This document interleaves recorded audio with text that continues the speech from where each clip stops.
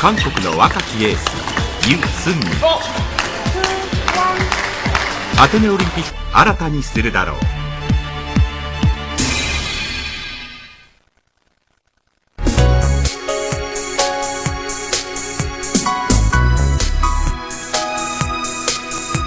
まずはグリップについてユ・スンミン選手に解説してもらおう。 일단은 저 기본이 되는 그립이고요. 예, 포핸드나 이제 포핸드 드라이브 걸 때 사용하는 그립입니다. その名の通りペンを握るようにラケットを握るのがペンホルダーラケットの特徴だ。 얘는 두 손가락으로 받치고 이제 새끼 손가락에는 등을 뺀 상태에서 이렇게 가볍게 얹은다는 느낌으로 이렇게 잡습니다.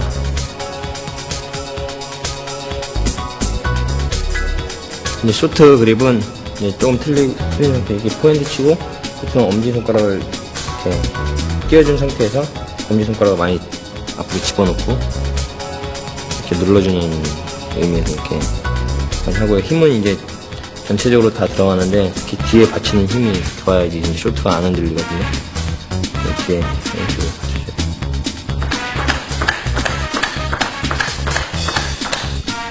グリップはその後の技術の習得に大きく関わってくる。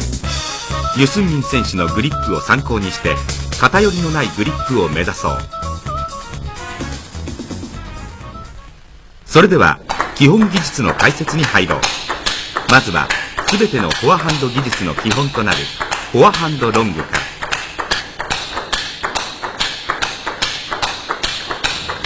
기본 포인트는 자세가 되고요. 자세는 약간 항상 무릎이 굽힌 상태에서 수영을 이제 정면을 바라보고 하는데 이 상태에서 이제 포핸드는 가장 기본이 되는 거기 때문에 그렇게 완벽한 자세나 뭐 그런 좀 그런 거에 예민할 필요는 없고 대신 이제 잘 움직일 수 있는 자세를 이제 만들면서 자연스럽게 이제 이런 식으로 가볍게 움직이면서 이렇게 치는 게 포인트인 것 같아요.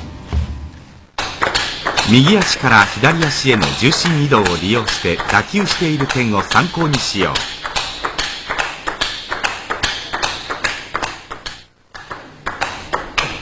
フォアハンドロングの次はペンドライブ主戦型の最大の武器フォアハンドドライブを紹介しよう。まずは基本となるロングボールに対するフォアハンドドライブだ。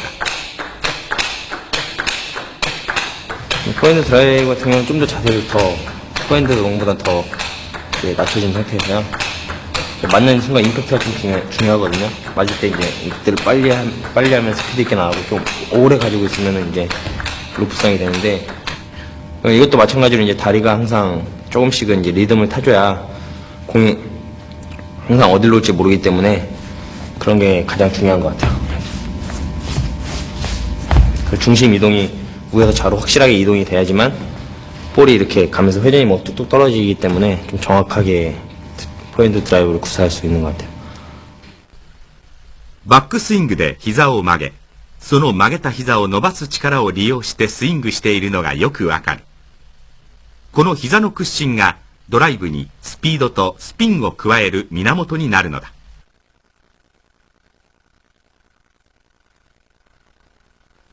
次はループドライブを紹介しよう。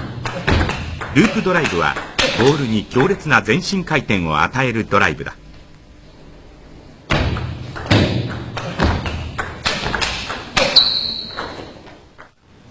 이제 루프 드라이브는 공을 이제 오래 라켓에 가지고 있다는 생각 느낌으로 스피드 드라이브는 이렇게 촥 뻗어주지만 루프 드라이브는 공을 이제 감싸주는 의미로 이렇게 드라이브 거는 거고요. 좀 더 맞는 순간에 이제 손목 힘을 강하게 줘가지고 회전을 이제 많이 준다는 느낌으로 회전을 주고 다음 준비를 빨리 한다는 느낌으로 구사를 해야 됩니다. 약간 빠르게 해야 되는데 임팩트 순간에 이제 공을 좀 더 오래 가지고 있는다는 느낌으로 공을 先ほど紹介した基本のフォアハンドドライブに比べるとスイングラインは縦方向になっている。こうすることでボールに強い前進回転を与えられるのだ。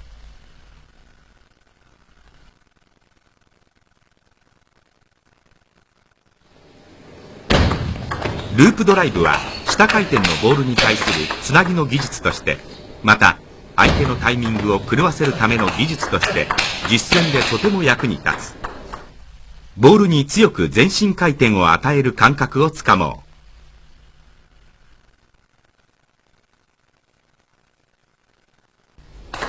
次にペンホルダー選手のバックハンド技術の基本となるバックハンドショートを紹介しよう。 저는 약간 이제 사람마다 차이가 있는데 이렇게 밑으로 가는 사람들도 있고 위로 가는 사람들, 저 같은 약간 끝이 이렇게 위로 쓰거든요. 끝이 위로 쓰고 위로 쓴 상태에서 이렇게 눌러주면서 앞으로 뻗어줬다가 죽여줬다가 옆으로 돌렸다가. 예, 저 같은 경우는 이제 그립을 뒤를 꽉 잡다 보니까 이렇게 내려가게 되면 이제 힘이 안 받거든요. 힘이 안 받고 대신 이렇게 세우게 되면 이제 뒤에나 이쪽 손에 힘이 받쳐주기 때문에 강한 공이 오더라도 밀리지 않고 이제 방어를 할 수 있는. グリップに注意してリズムよく体の前で打球するように心がけよ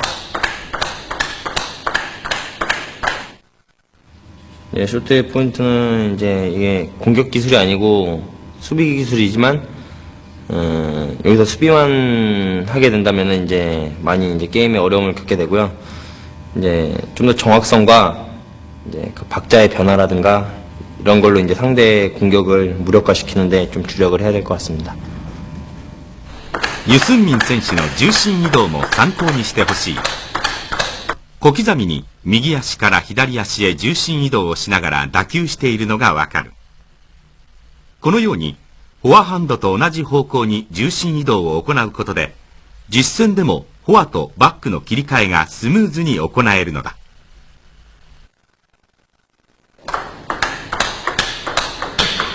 これはショートをより攻撃的にした技術、バックハンドプッシュだ。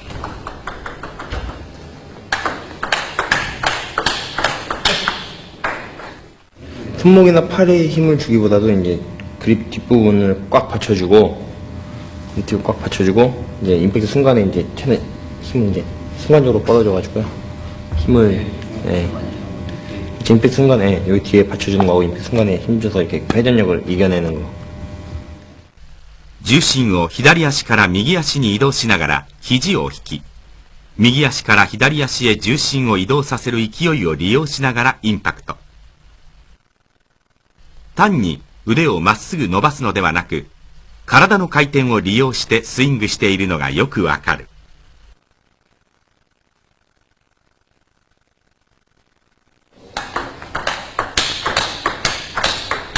次はバックハンドロングを紹介しよう。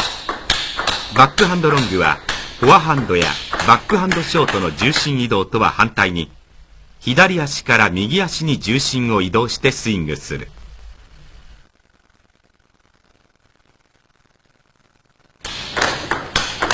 칠 때 라켓을 흔들리면 안 되고 일자로 이렇게 나가야 되고 라켓 끝이 약간 세워서 저는 치거든요. 세워서 쳐야지만 공이 흔들리지 않고 그 순간에 잘 일직선으로 잘 나가게 되는 것 같아요. ショートに比べるとスイングも大きく、威力のあるボールを打つことができる。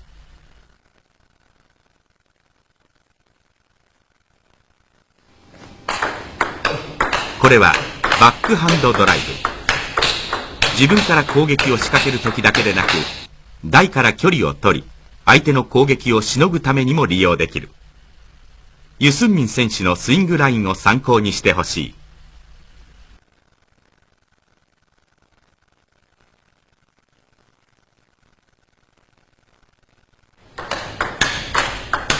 バックハンドの基本技術の最後にバックハンドスマッシュを紹介しよう。 따로 있다기보다 그냥 맞는 순간에 좀 더 강한 힘을 주면 이제 그게 세게 치는 거고, 대신 세게 친다고 해서 힘이 어깨에 힘이 들어가거나 라켓을 이제 흔들려 버리면 공이 날아가는 게 많기 때문에요. 그냥 롱 치는 상태에서 조금만 더 스윙을 속도를 빠르게 하고 임팩트 순간에 강하게 하면은 공이 당연히 세지겠죠.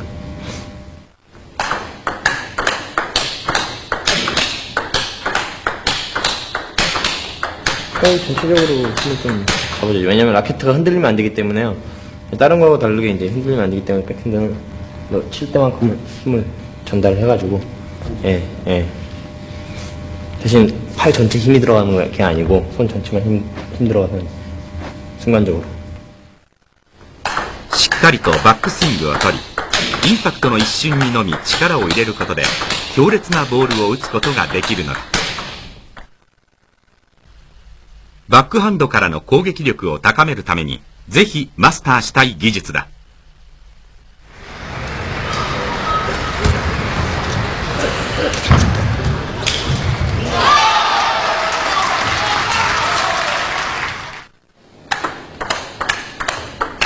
フォアハンドとバックハンドの基本技術を紹介したところで、次はフォアとバックの切り替えに挑戦しよう。まずフォアハンドドライブとバックハンドショートの切り替えだ。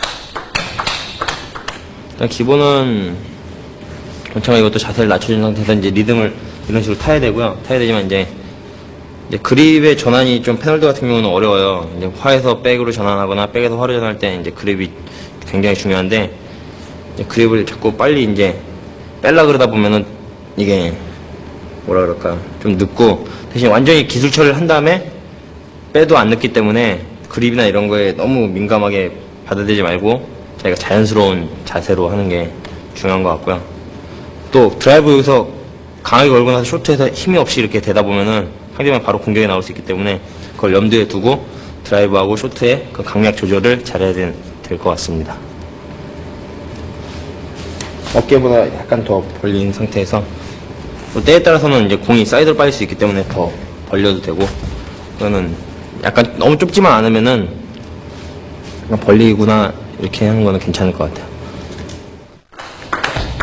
フォアとバックの切り替えではグリップの切り替えも重要だ。はじめに紹介したグリップのポイントを参考にフォア、バックそれぞれの打法がやりやすいグリップに微調整しよう。また打球後のラケットの位置にも注目してほしい。スピードの速い現代卓球では1球ごとに体の近くにラケットを戻すのは現実的ではない。切り替える余裕のない速いラリーではスイングの終わりが次の打球へのスタートになる。ユスンミン選手がフォア、バックそれぞれを打球した後のラケット位置を参考にしよう。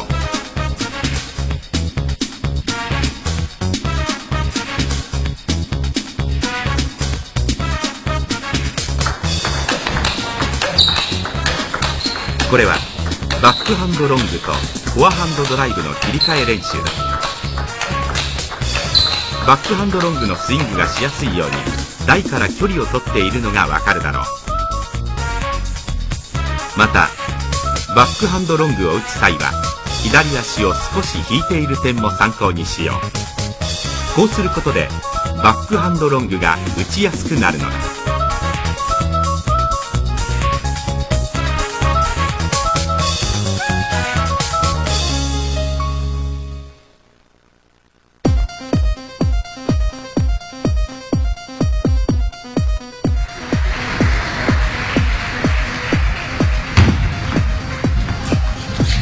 ペンドライブ主戦型の最大の武器はフォアハンドドライブを置いて他にない。ペンドライブ主戦型としてプレーするならばユスンミン選手のような破壊力のあるフォアハンドドライブを目指そう。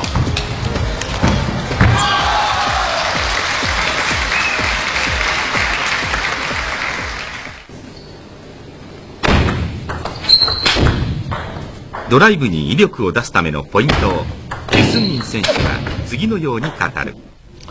일단 체중을 그 공에 다 실어야 되고요. 체중을 이제 완전히 중심을 잡아가지고 중심 이동하면서 최대한 스윙 속도도 빠르게 하고 임팩트 순간에도 강하게 공을 맞춰서 이제 구사를 해야 되고요. 중심이 이제 최대한 빨리 이동이 돼가지고 공을 이제 최대한 파괴력을 낼 수 있게끔 하는 게 포인트인 것 같습니다. 스윙의 포인트 같은 경우는 이제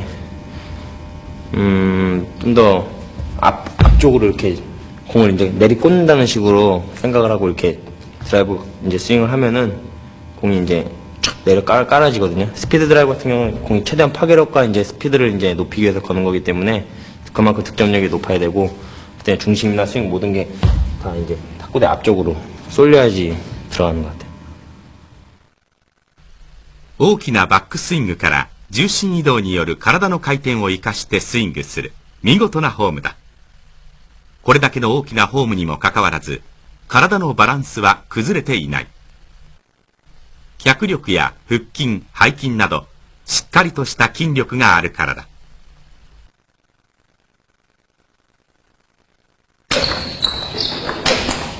ユスミン選手は幼い頃からご覧のような打球練習を繰り返し、フォアハンドドライブの精度を高めてきた。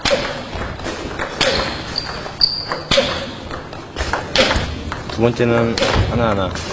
이거는 제가 선수생활 하면서 계속 꾸준하게 조금씩 해왔던 훈련으로서 제일 최고 기본이 되는데요. 이제 움직이면서 이제 포핸드 드라이브 강화를 시키는 거예요.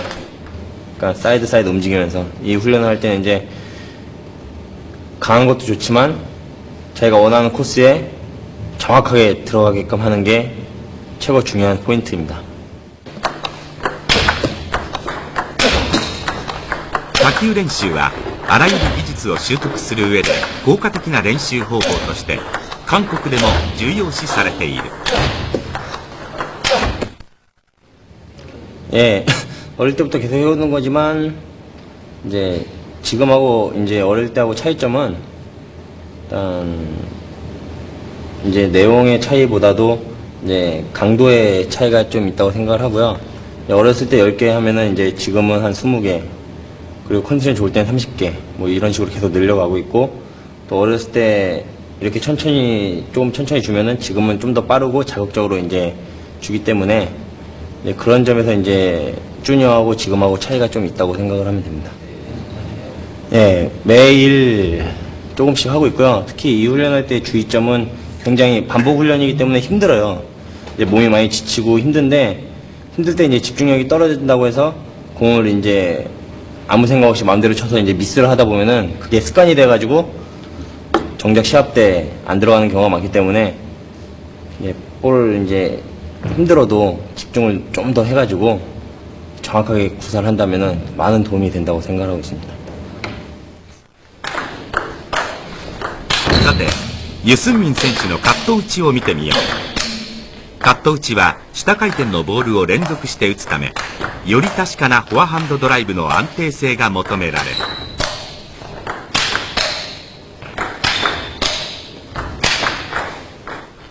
일단은 자세가 좀 더 많이 낮아져야 되고 여유를 가져야 됩니다. 공이 이제 천천히 이제 선수라면 천천히 오기 때문에 해버리면은 안 되고 드라이브의 그 회전이나 박자, 강약 조절을 잘 해야지만 수비 선수들을 잘 다룰 수가 있습니다.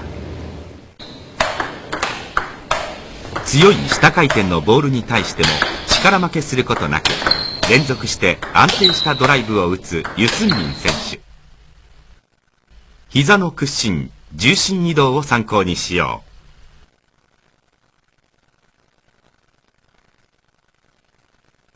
ここでカット視線型を攻略するためのポイントも聞いてみよう。 공격법은 이제 그 전에 그 선수에 대해 파악을 한 다음에 어느 코스를 싫어하는지를 파악을 해서 그 코스를 주로 많이 공략을 해야 되고요.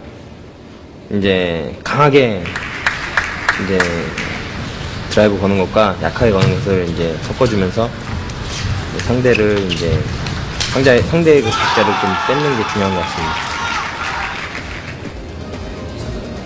그게 또 용구에 따라 틀린데요. 저는 처음에 몇 번 이렇게 처음 하는 수비 선수 같은 경우는 처음에 몇 번 제 회전량을 받는 걸 이제 쳐보면은 이제 파악을 할 수 있고요.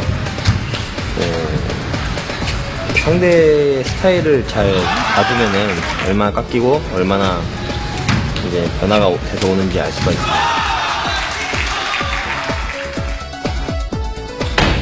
いくら練習を繰り返しても繰り返し進むということはない。フォアハンドドライブはペンドライブ主戦型の最も重要な技術と心して日々磨きをかけてほしい。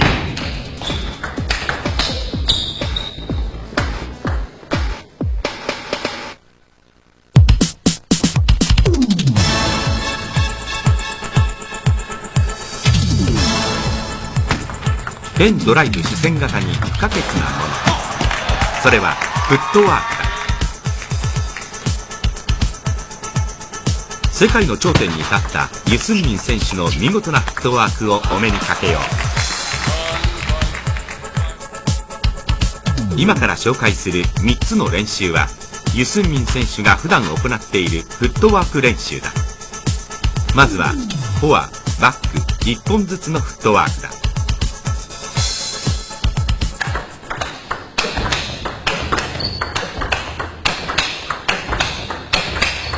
일단은 세이프나 이면타법 선수보다는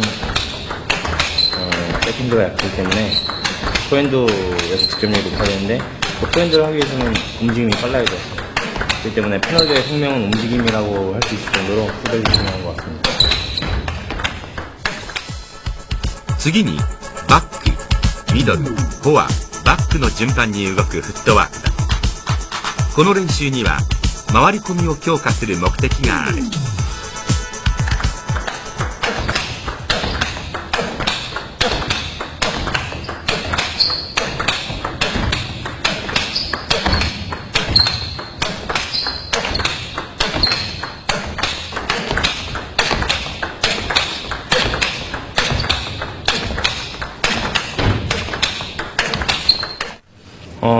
지금 제가 보여드린 기술은 최고 기본적인 이제 동작, 기본 연습 이제 1시간 하는데 이제 사용하는 연습이고, 저희 패널드 같은 경우는 모든 연습 자체가 다 후덕 움직임이 들어가기 때문에요.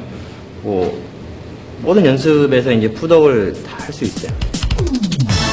3つ目はフォア、ミドル、バック、フォアの順番に動くフットワークだ。この練習にはフォア側への飛びつきを強化する目的がある。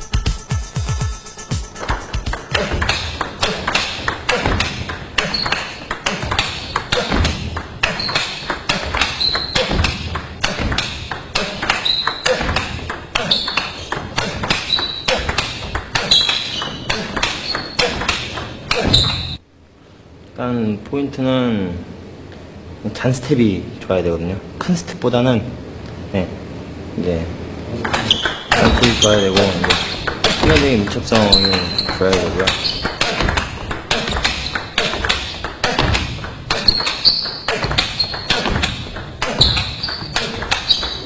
정말? ここで素早く回り込むコツをユスンミン選手に聞いてみよう。 그러니까 일단 돌 때 이제 오른발로 중심을 잡고 돌아서 이제 들어가면서 이제 왼발로 중심 이동이 이렇게 확실하게 돼야 되거든요. 그래서 이제 자세는 좀 많이 낮춰진 상태에서, 그러니까 움직임의 폭이 굉장히 커야지만 이제 세이크 디펜스 좋은 선수들 같은 경우는 이제 사이드로 많이 빠지는데, 어디든지 이제 움직임이 이제 폭이 넓고 계속 쫓아다닐 수 있어야만 패널드가 이제 살아남을 수 있거든요.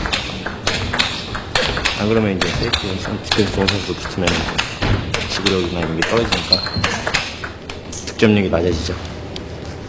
ユスンミン選手はどのようにしてこれほどのフットワークを習得したのだろうか。 일단은 화로 잡을 수 없는 공을 화로 잡을 수 있도록 노력을 했어요. 그냥 구체적이죠. 그러니까 양 사이드로 오는 거 이제 화로 잡기 힘든데 그걸 화로 잡을 수 있게끔 연습을 많이 했고요. 늘 이제 비중을 이제 80대 20 정도로 이제 포핸드 기술을 사용하기 위해서 많이 노력을 했어요. 그러다 보니까 자연적으로 다리는 빨라지고, 또 몸이 제가 좀 빠른 것 같아요. 순발력이 좀 있는 것 같고.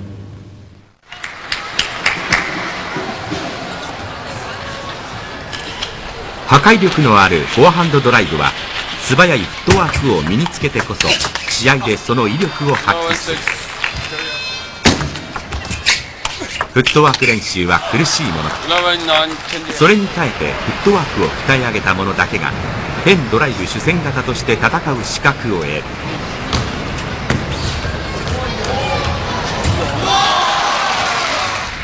全てのボールをフォアハンドドライブで攻撃するような意気込みで日々フットワークを磨こう。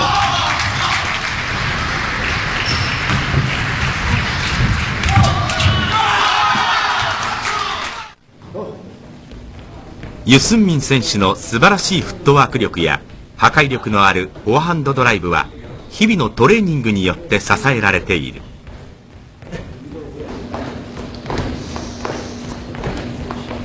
撮影当日、ユスンミン選手から日課のトレーニングをさせてほしいという申し出があった。これはその際に彼が行ったトレーニングの様子を撮影したものである。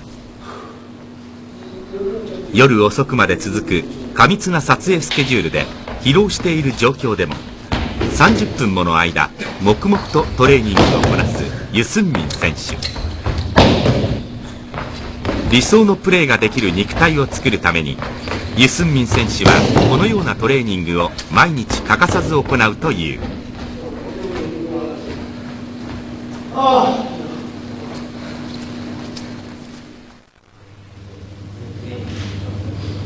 웨이트 트레이닝을 하는데 이제 다른 투기 종목, 이제 유도나 레슬링 이런 종목에 비해서 이제 강도가 높지는 않지만 탁구에 필요할 만큼 이제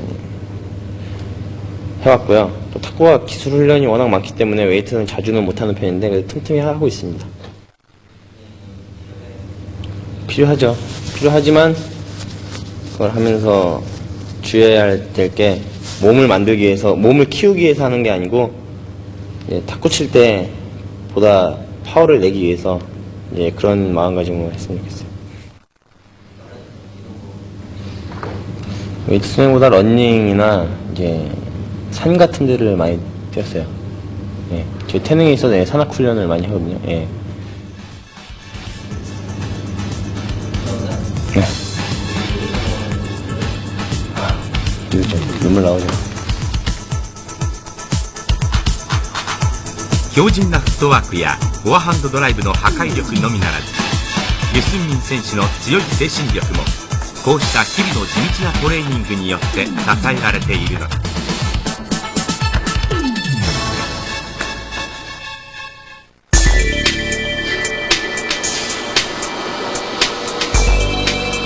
ペンドライブ視線型を支えるものは技術を発揮するための強靭な肉体以外にもある。過酷な試合を共に戦う大切なパートナー、そうラケットだ。ここではペンホルダーラケットが誕生する過程を見ていこう。ユスンミン選手に代表されるペンドライブ主戦型の多くは1枚のヒノキの板から作られた単板ラケットを愛用している。ラケットの材料となるヒノキは長い板状に切り出されて職人のもとに運ばれてくる。長い板状のヒノキはまず均一な大きさにカットされる。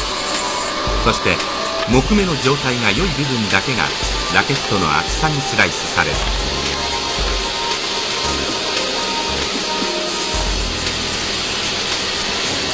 ここに積み上げられた一枚一枚の板がやがてペンホルダーラケットになるのだ。スライスされたヒノキの板は職人の厳しい目によって一枚ずつ丹念にチェックを受ける。汚れがあるものや木目が乱れているものは即座に取り除かれる。厳選されたヒノキのみがラケットになることができるのだ。150年以上もの年月をかけて年輪を刻み見事な柾目を見せるヒノキ。スライスされたヒノキの板は約1年間自然乾燥される。1年間かけて自然乾燥されたヒノキはラケットの形にカットされる。そして表面と裏面側面にもヤスリをかけて微調整される。1ミリの狂いもなく寸法通りのペンホルダーラケットに仕上げられていく様子はまさに職人芸。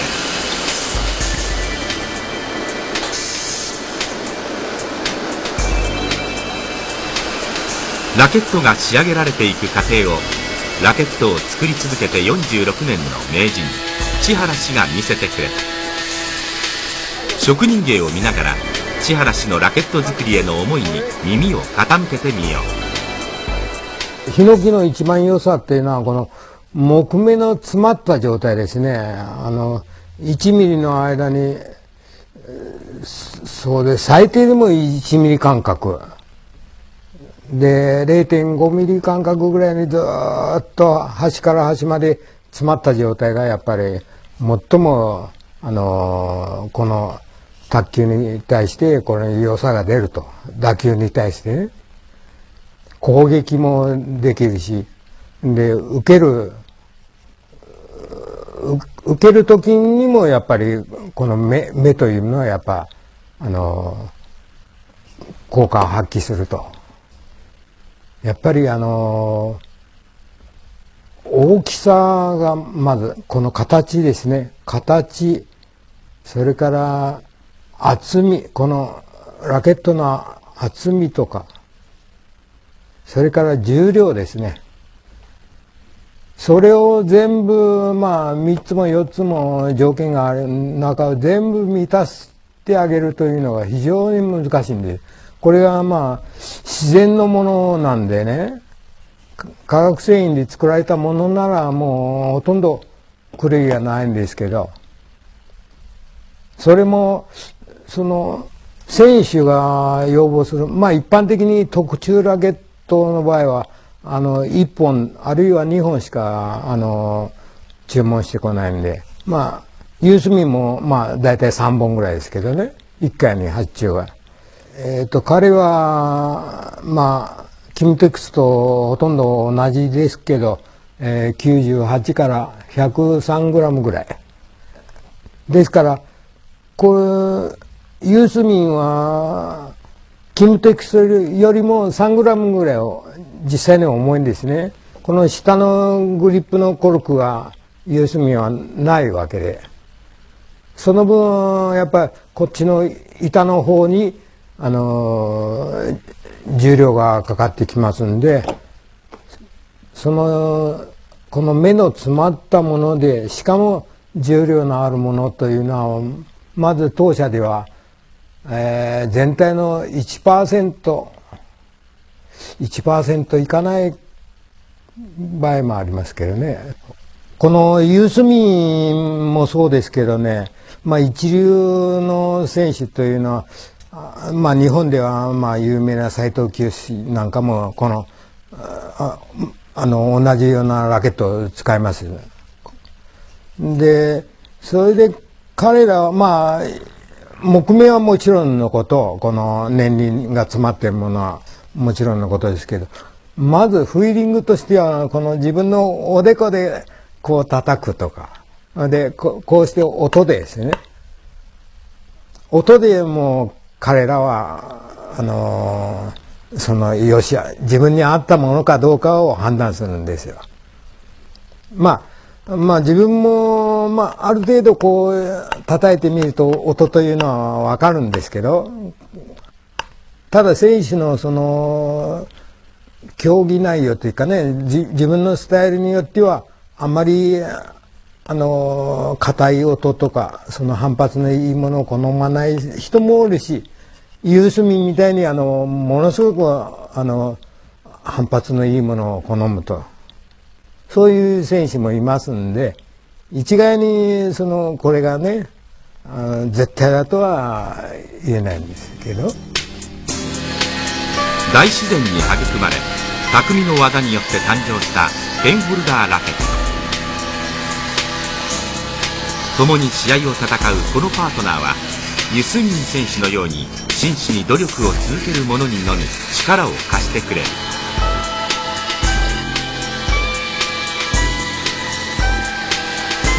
ラケットを握るとき、大自然の力、職人の魂を感じながら日々練習に励んでほしい。